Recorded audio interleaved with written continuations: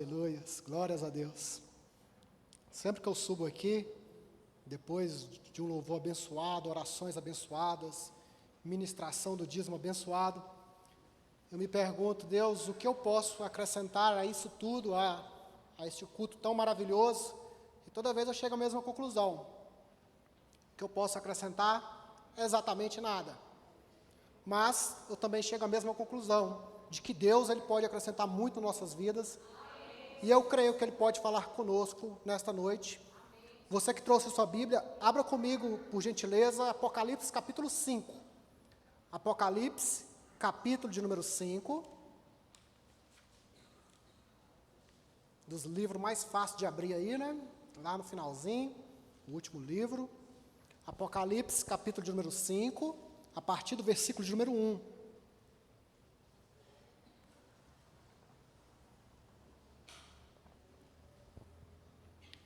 Apocalipse, capítulo de número 5, versículo de número 1. Assim está escrito na palavra de Deus. Então vi, na mão direita daquele que está sentado no trono, um livro em forma de rolo, escrito de ambos os lados, e selado com 7 selos. Vi um anjo poderoso, proclamando em alta voz: quem é digno de romper os selos e de abrir o livro? Mas não havia ninguém, nem no céu, nem na terra, nem debaixo da terra, que pudesse abrir o livro, ou sequer olhar para ele. Eu chorava muito, porque não se encontrou ninguém que fosse digno de abrir o livro e de olhar para ele. Então, um dos anciões me disse: não chore, eis que o leão da tribo de Judá, a raiz de Davi, venceu para abrir o livro e os seus 7 selos. Somente até aí. Mantenham suas Bíblias abertas aí. Feche seus olhos por mais um breve momento. Vamos fazer mais uma breve oração. Senhor Deus Santo, nós acabamos de ler Tua Santa Palavra, Senhor. Pai amado, nós pedimos nessa noite, abra o nosso entendimento, o nosso coração. Essa igreja é Tua, esta palavra é Tua. Então fala conosco aquilo que o Senhor quer, em nome de Jesus. Amém. Aleluias. Esse trecho do livro que nós acabamos de ler, o livro de Apocalipse, ele é um livro que podemos dizer que ele é bastante conhecido. Se nós fôssemos fazer uma pesquisa, se nós fôssemos perguntar às pessoas na rua, se nós fôssemos pedir para que elas citassem algum livro bíblico, eu tenho certeza que dentre os livros mais citados estariam o livro de Apocalipse. É um livro muito comum de se ouvir falar dele. Hoje nós temos inclusive filmes que são ditos como filmes apocalípticos, como séries apocalípticas. A própria palavra Apocalipse, ela tomou para si, quase que como um adjetivo de algo que representa o final dos tempos. Mas apesar desse livro ser bastante conhecido, pelo menos todas as pessoas praticamente sabem que este livro ele existe na Bíblia, ao mesmo tempo ele é um livro não tão conhecido assim. O seu conteúdo, ele não é tão bem conhecido assim. Certa vez eu conheci uma pessoa cristã, recém-convertida, que ela disse para mim numa conversa que ela tinha medo de ler o livro de Apocalipse. Porque quando nós vemos os jornais, as notícias, sempre tem alguém que fala: isso daí está escrito no livro de Apocalipse. Tem sempre alguém que fala isso. E essa pessoa confessou, conversando comigo, disse que tinha receio, que tinha medo de ler o que estava lá, porque ela tinha receio daquelas coisas que dizem que são tão terríveis assim, que lá está escrito. Pois bem, realmente o livro de Apocalipse, ele possui suas complexidades, possui muitas figuras de linguagem, possui muitos simbolismos, que para nós realmente é um pouco difícil de entender. Realmente é um livro complexo. Mas nessa noite eu gostaria de mostrar para vocês, juntamente com vocês, eu gostaria de apresentar o livro de Apocalipse, não como um livro terrível, não como um livro de destruição, mas como um livro de esperança. E muito mais, um livro de esperança em meio às dificuldades. E é sobre isso que eu gostaria de falar nessa noite. Esperança em meio às dificuldades. Mas, para que nós possamos entender um pouco disso, nós precisamos entender um pouco do contexto em que este livro foi escrito. É fato que o livro de Apocalipse, ele foi escrito pelo apóstolo João, e que, na época em que esse livro foi escrito, cerca de 90 a 95 anos depois de Cristo, na época em que este livro foi escrito, João, ele já tinha uma idade bastante avançada.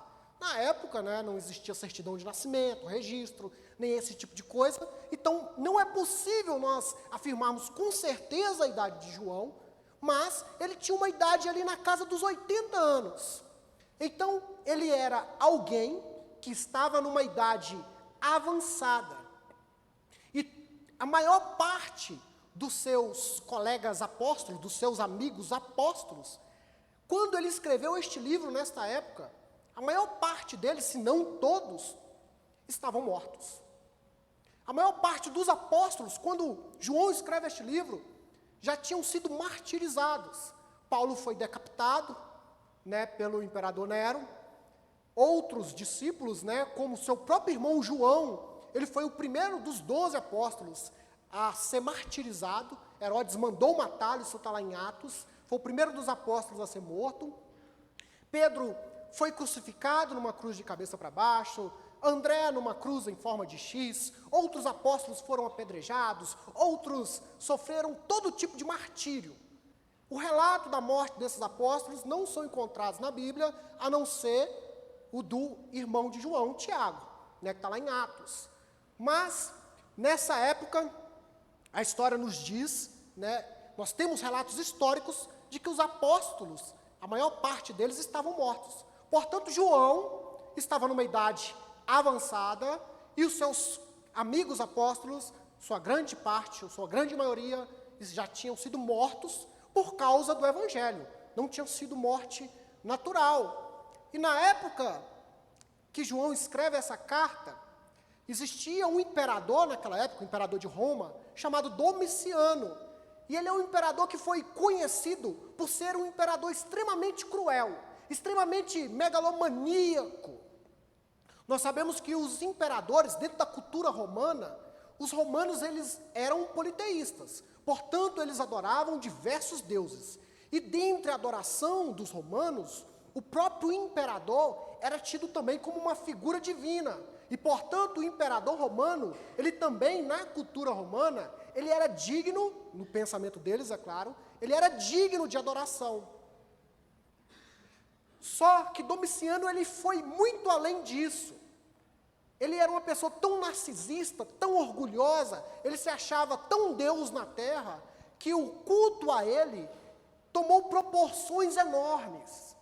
Historiadores contam, inclusive, que ele era tão narcisista, que diziam que quando ele estava ausente, quando ele não estava presente, ele mandava que as pessoas reverenciassem o trono dele. Então ele se considerava tão santo que até a cadeira onde ele sentava, até o trono onde ele sentava, na ausência dele, deveria ser reverenciado. Nós temos relatos históricos, por incrível que pareça, de que os servos de Domiciano, eles treinavam papagaios. Sabe esses papagaios de pirata que ficam no ombro repetindo as palavras? Aqueles papagaios. Existem relatos históricos de que os servos de Domiciano, eles treinavam os papagaios para os papagaios proferirem palavras de honra para ele, palavras de louvor para aquele imperador. Portanto, daí nós vemos que esse imperador, ele arrogava para si realmente ser um Deus na terra. E o Evangelho, nós sabemos claramente, se opõe a tudo isso. Tanto é que Paulo fala isso muito claramente lá em Romanos, que nós devemos confessar a Jesus Cristo como nosso único Senhor. A palavra Senhor, lá no grego, significa Kyrios. E na época, quem era considerado Kyrios? Quem era considerado Senhor? Quem era considerado Kyrios, o Senhor, deveria ser o imperador romano. Então, quando Paulo convoca as pessoas, diz que as pessoas precisam confessar a Jesus Cristo como Senhor, ele está se opondo ao sistema daquela época. Ao invés das pessoas dizerem que o imperador era o Quírios dela, o senhor delas, elas precisavam afirmar com a sua boca que o Quírios dela, o senhor delas, era Jesus Cristo. Isso significava, então, sofrer perseguição do Império Romano. E foi justamente isso que aconteceu.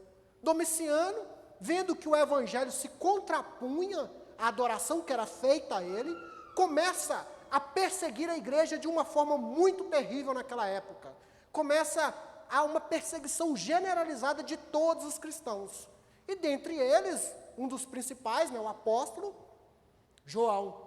Na história da igreja, nós encontramos um relato muito interessante, isso não está na Bíblia, mas está nos livros históricos, que nós temos da história da igreja, da patrística.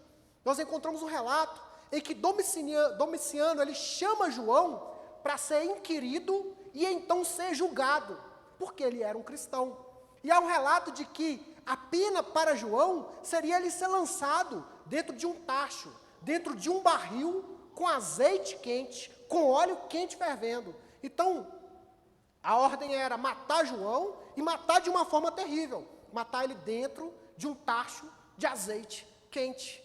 E é interessante que a história nos conta, um relato histórico conta que João ele foi colocado dentro do óleo quente fervendo e ele saiu de lá intacto. Ele não sofreu nenhum tipo de dano. E Domiciano, diante daquela situação, o que ele fez então? Ele pegou João e exilou ele. Enviou ele para uma ilha rochosa chamada Patmos. Essa ilha era uma ilha prisão, onde todos aqueles que se opunham ao governo romano eram enviados. E dessa forma, Domiciano queria que a influência do evangelho terminasse, que a influência do evangelho acabasse. Então, na ideia de Domiciano era: eu vou tirar João, o maior representante da igreja cristã daquela época, eu vou deixar ele isolado naquela ilha, eu vou tirar a influência dele, e assim o evangelho vai acabar. Então, agora, fazendo um resumo de toda a situação, os cristãos estão sendo perseguidos pelo imperador, João, numa idade avançada, na casa dos seus 80 anos, e agora abandonado numa ilha prisão. Ele é abandonado naquela ilha. Todos os seus, ou a maior parte dos seus amigos apóstolos, já estavam mortos e martirizados. Qual que era a situação de João dentro de todo aquele contexto? Era uma situação de desesperança. Era uma situação de angústia. Sozinho, abandonado, em uma ilha. Longe da sua terra natal, longe da sua igreja, longe da sua comunidade. Ali era um ambiente de dificuldades, um ambiente de angústia. E é justamente naquele cenário de angústia, é justamente naquele cenário de desilusão, é justamente naquele cenário de dificuldades que Deus faz algo maravilhoso. E nós vimos no decorrer da Bíblia que este lugar de angústia, este lugar de dificuldade, é justamente um local onde Deus opera de forma maravilhosa. Nós vemos isso em vários relatos na Bíblia. Nós vemos isso, por exemplo, com Jacó. Jacó, quando ele sai da sua terra, da terra de seus pais, fugindo, ele encontra com Deus em Betel.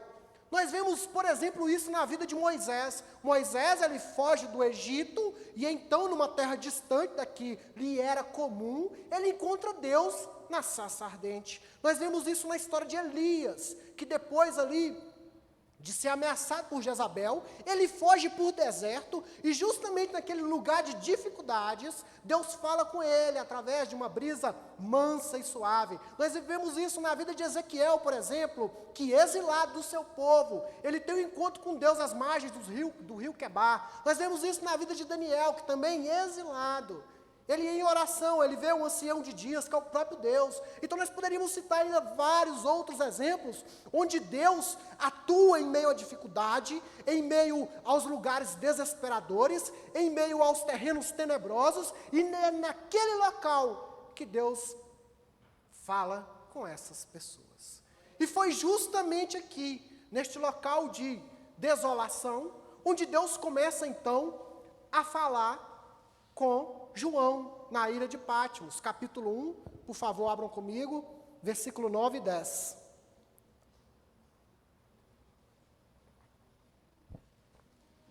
João não, Apocalipse de João, capítulo 1, versículo 9 e versículo 10.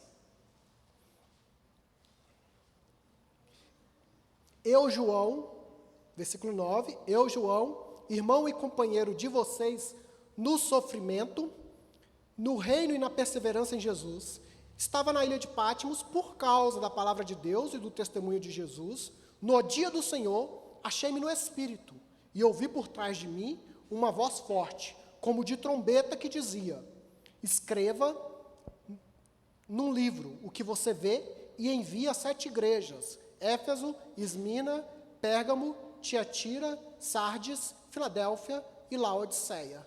Então aqui nós vemos as circunstâncias em que João se encontra. Ele se encontra na ilha de Patmos, exilado por causa da palavra do Senhor, e diz que no dia do Senhor, é um domingo, né, o dia que o Senhor ressuscitou, no dia do Senhor, em um domingo, ele é arrebatado em espírito, né, e ali, quando ele é arrebatado, ele ouve uma voz, que é o próprio Jesus falando com ele, e diz para ele então escrever cartas a essas 7 igrejas. Há pouco tempo atrás, o pastor João fez uma série de mensagens a respeito de cada uma dessas igrejas, né, e, portanto, eu não vou mencioná-las aqui, né, esses sermões aí estão disponíveis lá no canal da igreja ainda, sermões excelentes, onde nós aprendemos muito da parte de Deus, da mensagem que Jesus mandou que João escrevesse aqui para essas 7 igrejas que faziam parte ali da Ásia Menor. E aqui, então, ele escreve essas cartas, do capítulo 2 até o capítulo 3, João escreve essas cartas. Se o livro de Apocalipse se encerrasse com essas cartas, já estaria muito bom. A gente fala, nós já temos bastante coisa para aprender, nós já temos bastantes ensinamentos, já temos bastante coisa. Mas, quando ele acaba de escrever essas cartas, a revelação, então, para João, ela alcança uma profundidade ainda maior. Está no capítulo 4, sigam para o capítulo 4, por gentileza. Capítulo 4, versículo 1.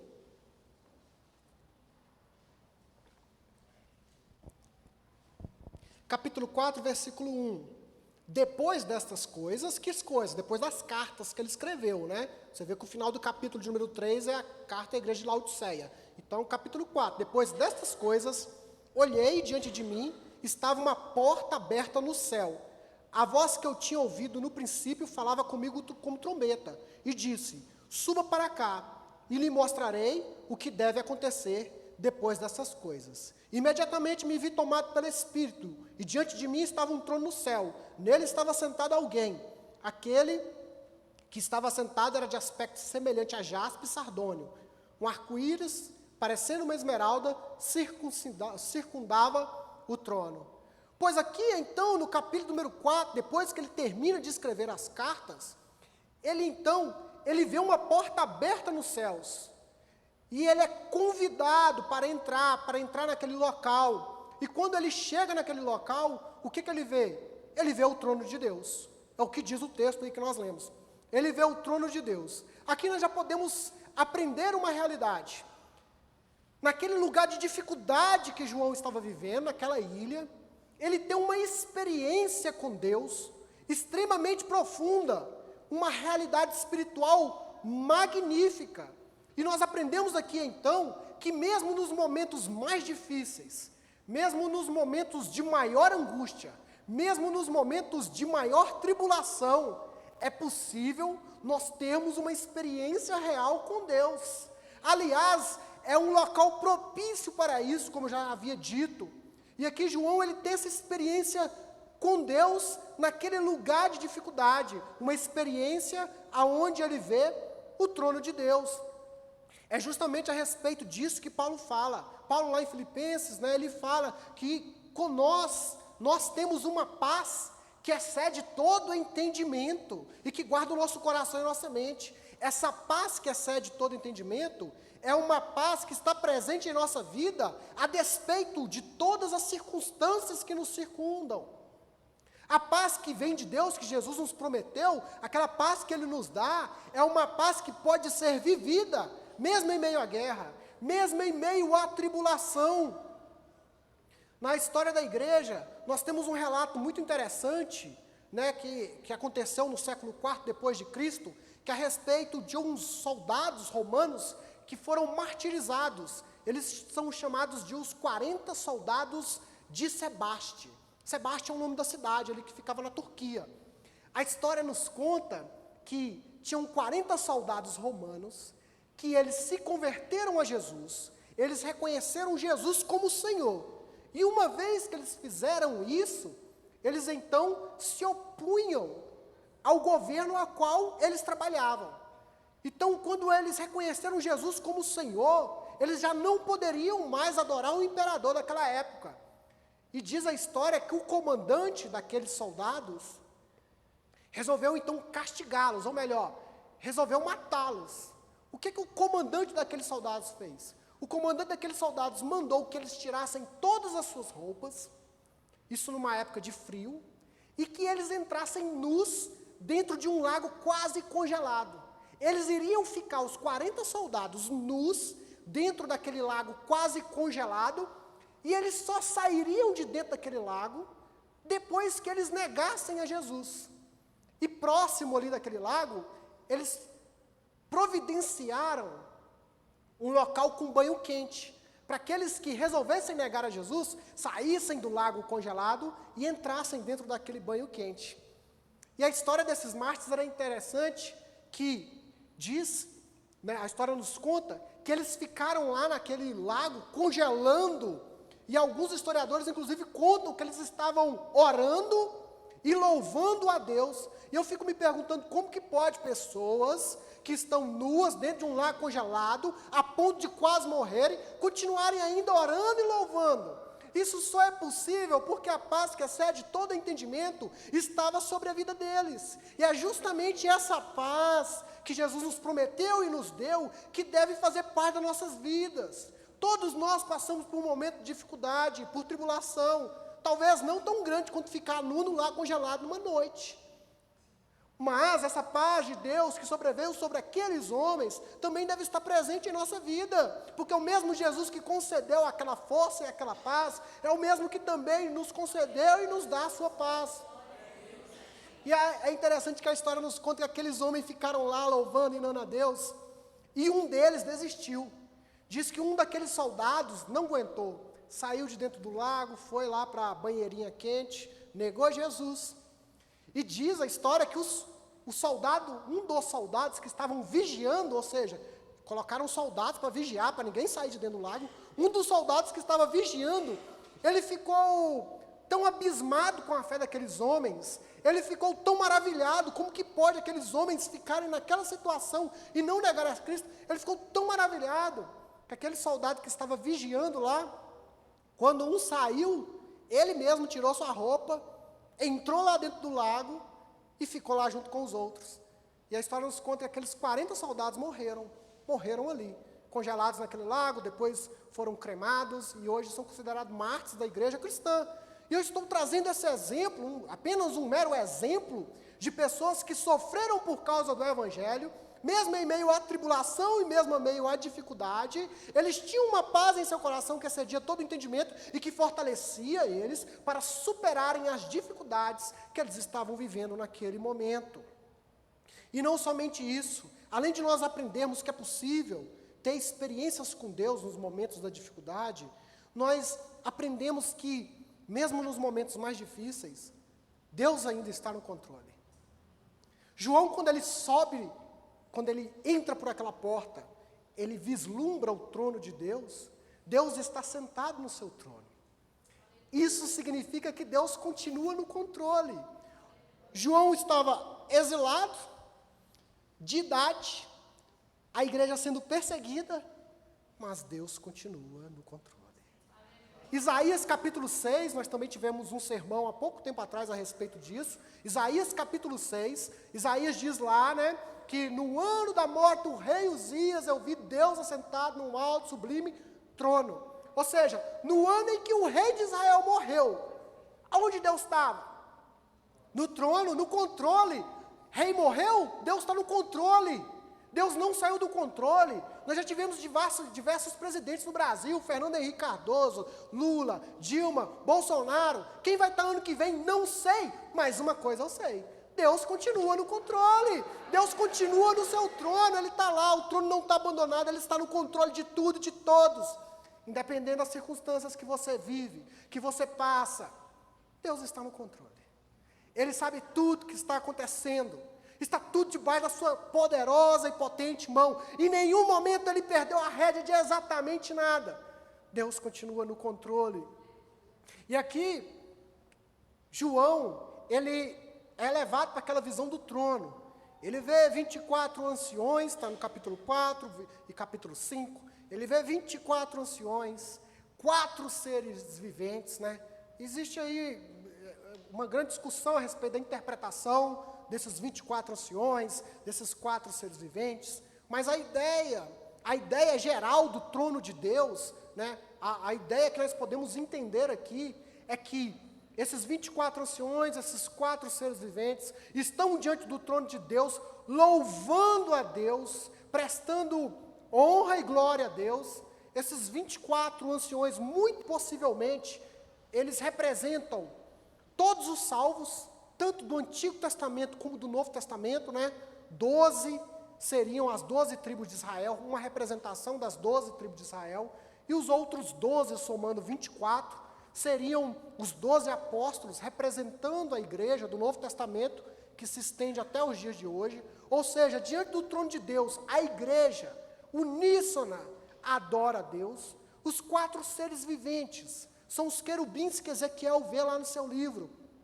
São os 4 seres angelicais que assistem diante do trono, que foi mencionado inclusive hoje, que clamam diante do trono: santo, santo, santo é o Senhor. Ou seja, diante do trono de Deus, todas as criaturas adoram e honram ao Senhor. Mas aqui tem um relato interessante, que foi o início da nossa leitura, capítulo de número 5, versículo número 1, que nós lemos.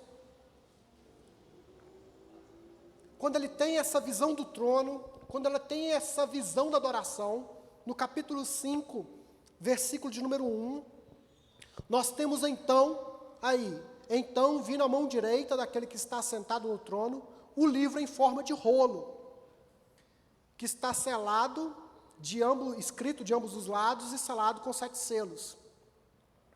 E vi um anjo poderoso proclamando em alta voz: quem é digno de abrir esse selo? Mas não havia ninguém. Somente até aí. João, então, ele tem a visão do trono de Deus, Deus assentado no seu alto sublime trono, e ele vê na mão direita de Deus um livro que está selado de ambos os lados, um livro que está selado com 7 selos, escrito de ambos os lados. E ele diz aqui que ninguém poderia abrir aquele livro, ninguém poderia desatar aqueles selos e abrir aquele livro. Então João começa a chorar muito, a chorar muito, chorar muito. E quando a gente lê esse texto, a primeira pergunta que a gente faz é: o que tem nesse livro? O que tem nesse livro que ninguém pode abri-lo? O que tem nesse livro que faz com que João chore tanto? Que João fique tão entristecido porque ninguém pode abrir? Quando nós continuamos a ler o livro de Apocalipse, nós percebemos o seguinte: nesse livro, que está na mão direita de Deus, está toda a história final da humanidade. Isso nós lemos a partir do capítulo 6. Toda a história final, os acontecimentos finais da humanidade, estão nesse livro. E estes acontecimentos finais, eles só podem vir à tona a partir do momento que alguém pode abrir este livro. Aqui, tentando ser um psicólogo de João, longe de mim, fazer tal coisa, mas a gente pode perguntar lá no céu e ter certeza se era isso mesmo. A gente entende que João, naquela ilha de Patmos ali, naquele momento de angústia, talvez ele se perguntasse: Deus, quando que será que todas essas coisas irão acabar? Quando será que todo esse sofrimento irá acabar? Quando será que toda essa angústia vai acabar? Por que nós estamos sendo perseguidos? Por que nós estamos sendo mortos? Quando tudo isso vai acabar?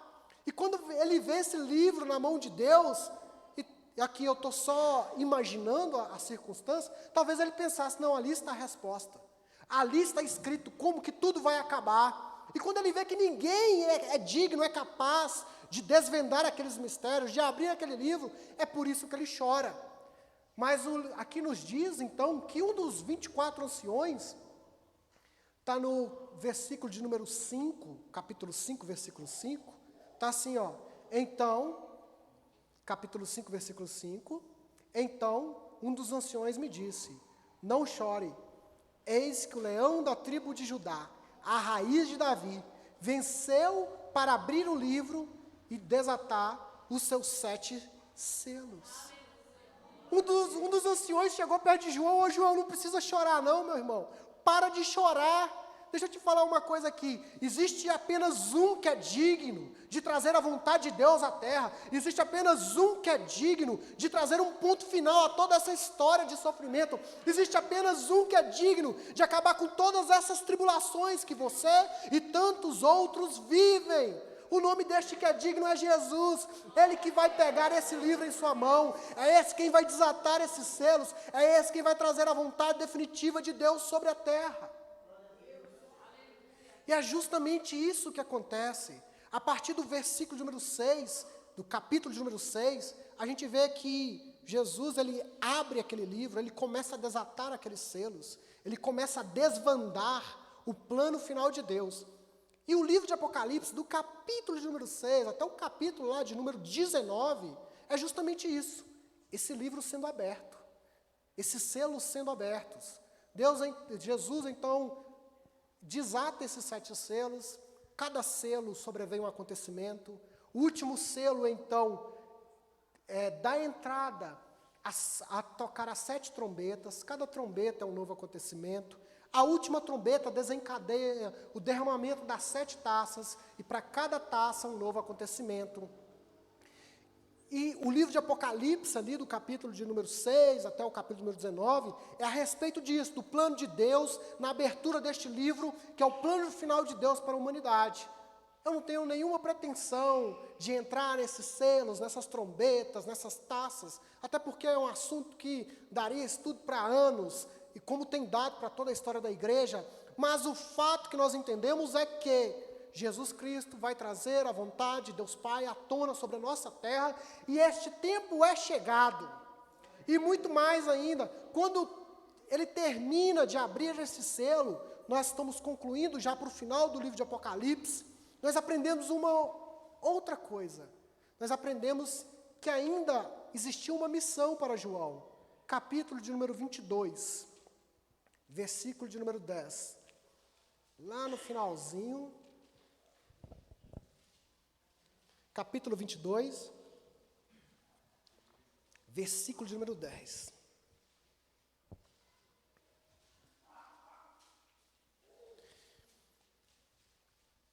Então me disse, não cele as palavras da profecia deste livro, pois o tempo está próximo. Não cele as palavras da profecia deste livro, pois o tempo está próximo. A palavra de Deus para João aqui é o seguinte: você viu tudo isso que eu te mostrei aqui no céu? Todos esses acontecimentos? Isso não pode ficar guardado. Isso não pode ficar selado. Quando ele diz assim, João, não cele aquilo que você viu, ele está dizendo justamente o seguinte: divulgue isso que você viu. Você não pode guardar isso. Você agora precisa divulgar tudo isso que você viu. Então, ainda existia uma missão para João.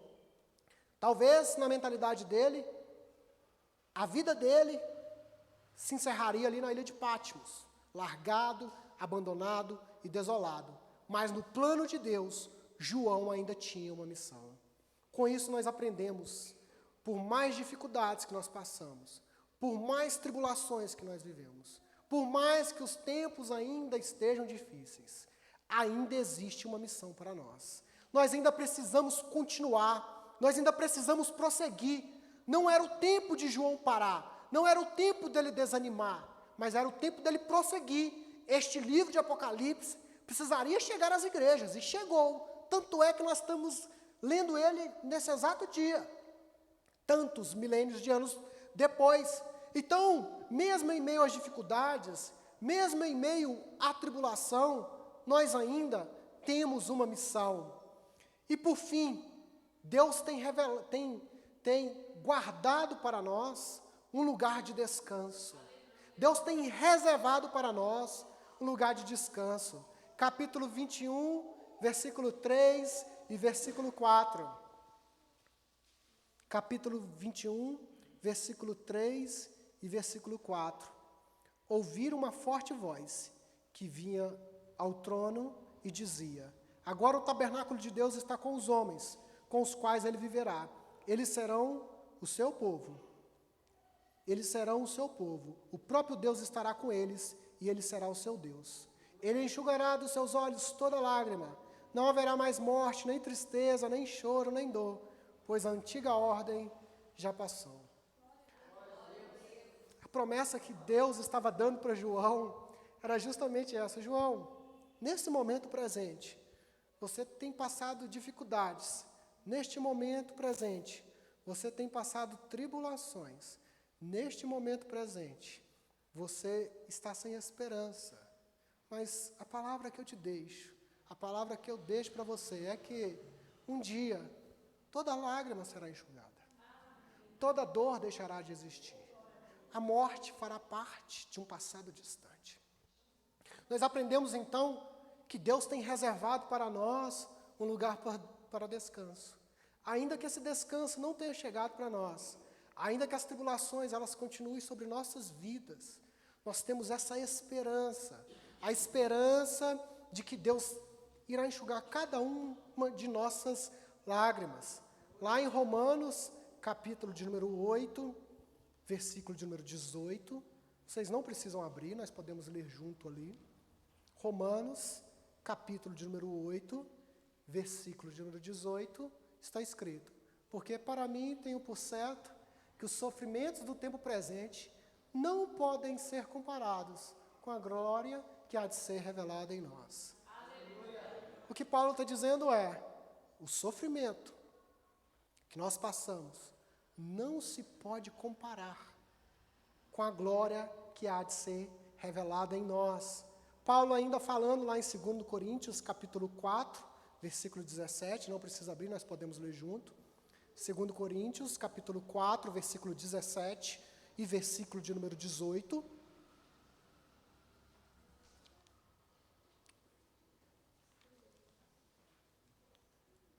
Segundo Coríntios, capítulo de número 4. Porque a nossa leve e momentânea tribulação produz para nós eterno peso de glória, acima de toda comparação. Não atentando nós para as coisas que se veem, mas as que não se veem. Pois as coisas que se veem são temporais e as que não se veem são eternas. Aqui Paulo está falando a respeito da nossa tribulação, e ele dá duas características para as tribulações que nós vivemos. Elas são leves e momentâneas. Se você ouvisse isso da minha boca, eu falando para você, olha, essas tribulações são leves e momentâneas, talvez você dissesse, Rafael, é porque você não passou por muita tribulação. Talvez você dissesse isso para mim, e talvez você também tenha razão sobre isso, mas quem está falando isso é sobre Paulo. Paulo passou por muitas tribulações? Muitas. Açoitado, apedrejado, difamado, dado como morto, mordido por serpente, preso e, por fim, decapitado. Quando Paulo fala aqui, ele fala assim, que a nossa tribulação, ela é leve e momentânea. Paulo está dizendo que a tribulação que ele viveu, ela é leve e momentânea, mas que em contrapartida, o que ela produz? Ela produz um peso de glória eterna. Então, se a nossa tribulação ela é leve e momentânea, ela produz o oposto, ela produz peso de glória que é eterno. Isso tem que alegrar os nossos corações. Isso tem que alegrar, porque as tribulações que nós estamos vivendo e que João viveu aqui, cessaram. A tribulação de João cessou. Ele está na glória junto ao Pai. Suas lágrimas já foram enxugadas. E um dia as nossas também serão enxugadas.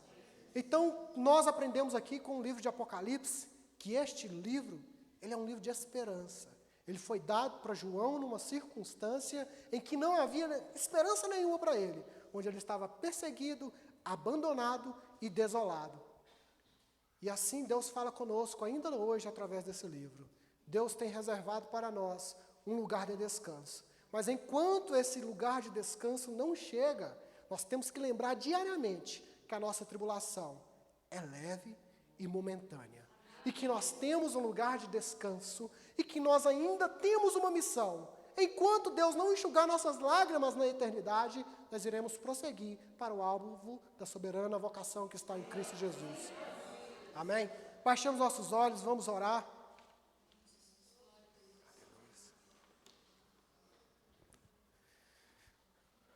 Coloque diante do Senhor a sua tribulação, a sua angústia, que como Paulo diz, né? Eu preciso aprender com ele também, ela é leve e momentânea.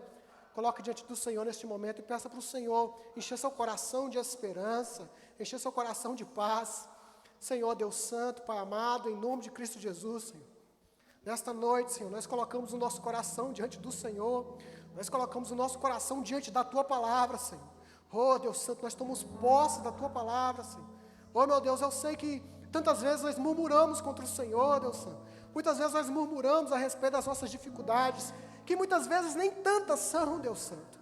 Oh, Deus Santo, mas tenha misericórdia, Senhor. Tenha misericórdia, nos dê força, Senhor. Nos dê ousadia, Senhor, para continuar prosseguindo, Senhor, na Tua vontade, Senhor. Para prosseguir fazendo o Teu querer, Senhor. Oh, Pai amado, para nos agarrar ao propósito que o Senhor tem para nós, Senhor.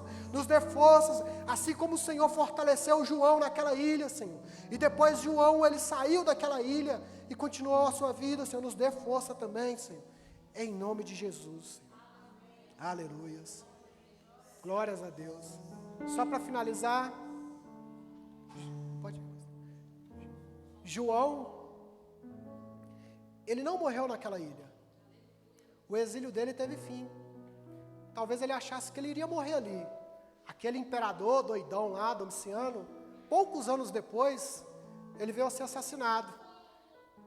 E João, ele saiu daquela ilha, ele voltou para Éfeso, aonde ele morreu de velhice. Talvez ele imaginasse que a vida dele encerrasse na ilha de Patmos, ali era o fim para ele. Mas não, Deus tinha algo a mais para ele. Da mesma forma, Deus tem para fazer mais em nossas vidas. Deus tem muito mais para fazer através de nós. Basta a gente se colocar na disposição. Assim eu agradeço essa oportunidade.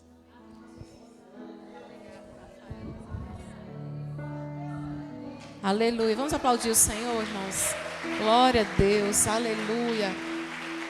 Quero convidar você a ficar em pé no seu lugar. Olha que tremendo, né, irmãos? Tantas pessoas têm medo do livro de Apocalipse, não é?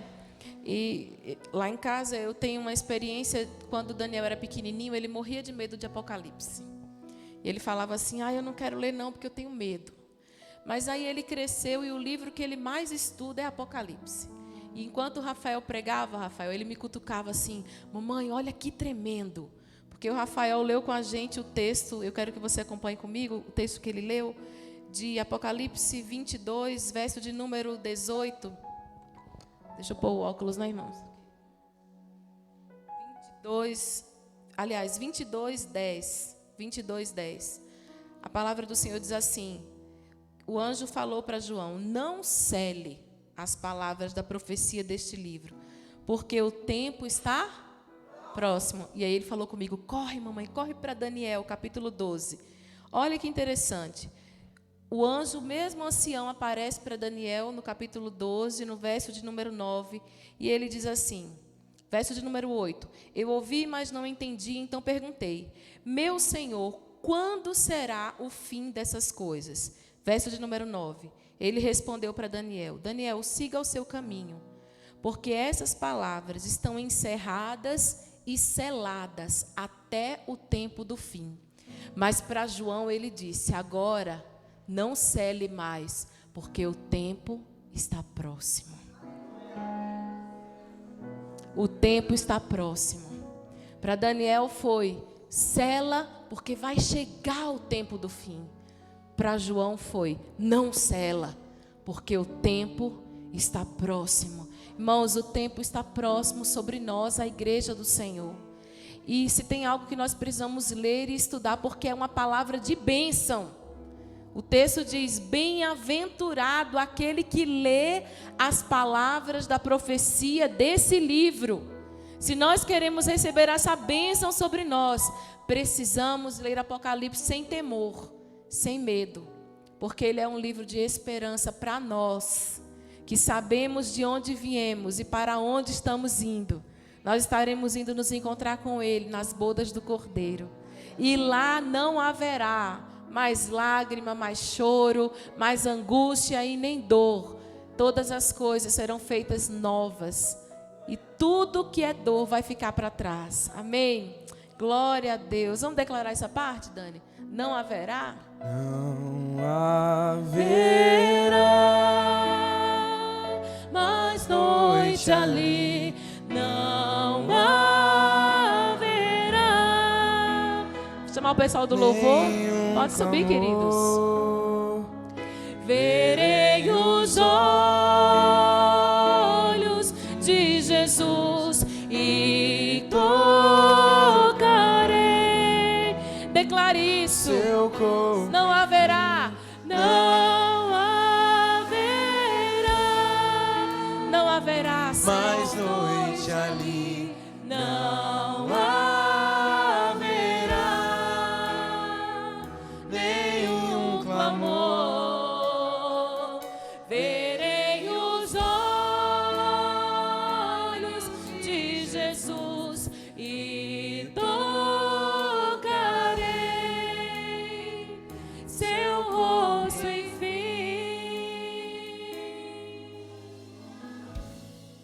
As nações andarão em sua luz e as portas jamais se fecharão. Oh, meu Deus. A cidade é de ouro puro. Aleluia. De jaspe é o seu muro, além do rio azul.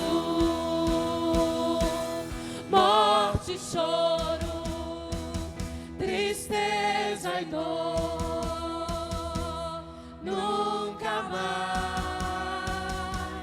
nunca mais. Morte, choro, tristeza e dor, nunca mais, nunca mais. Não haverá mais noite ali. Não haverá nenhum clamor. Verei os olhos de Jesus e tocarei seu corpo, enfim. Não haverá, Oh, meu Deus. mais noite. Obrigada, Senhor. Não haverá nenhum clamor. Verei os olhos de Jesus e tocarei seu corpo, enfim. Obrigada, Jesus. Obrigada, Jesus. Obrigada. Você pode agradecer ao Senhor aí no seu lugar. Obrigada, Jesus. Porque há uma promessa sobre nós. O livro foi rompido, está aberto. Senhor, e chegará esse dia sobre nós, o dia em que estaremos face a face com o Senhor. Graças te damos, Pai, por essa palavra. Que ela possa, Senhor, ser frutífera dentro de cada um de nós. Que nós saiamos daqui mais enriquecidos da esperança, da fé, da confiança de que nós não estamos aqui, Senhor, largados em meio ao sofrimento. Mas o Senhor continua no trono, assentado sobre tudo e sobre todos. Que o amor de Deus, o nosso Pai, que a graça do nosso Senhor Jesus Cristo, que as doces e ternas consolações do Espírito Santo sejam sobre nós, o povo de Deus, sobre todos nós, igreja amada do Senhor, hoje e sempre. Amém. Aleluia. Glória a Deus. Aleluia. Deus te abençoe, meu irmão. Vá em paz, em nome do Senhor Jesus.